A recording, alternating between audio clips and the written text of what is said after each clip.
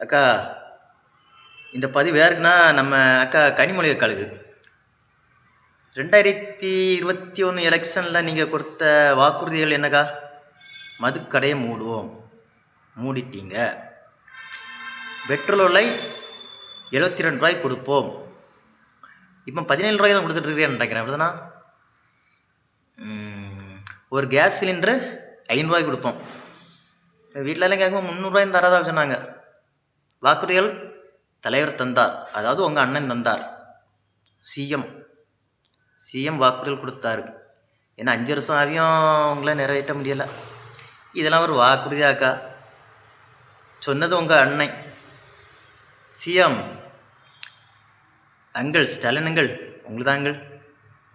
கொஞ்ச நாள் பொறுத்துருங்க அங்கிள், ஒரு 4 மாதம் தான் இருக்குது. ஏன்னா வாக்குறுதி கொடுக்கலாம் அங்கிள், கொடுத்தா அதில் கரெக்டாக கடைப்பிடிக்கணும்.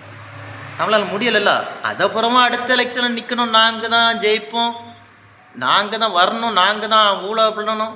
என்னங்கள் இது தப்பு இல்லை? 2026 எங்கள் அண்ணன் இதே சீட்டு சிஎம் சீட்டில் இருந்துட்டு காலை தூக்கி விட்டு காலுக்கு மேலே கால் போட்டு இருந்துட்டு உங்களை வெளியே போன்னு சொல்லுவார். அப்போ தெரியும் அங்கிள், போகும்போது சுத்தம் பண்ணிட்டு போங்க, சீட்டே இல்லை, உங்கள் ஊழல் லஞ்சம் இப்படி கூட சுத்தம் பண்ணிட்டு போங்க. ஏன் தெரியுமா?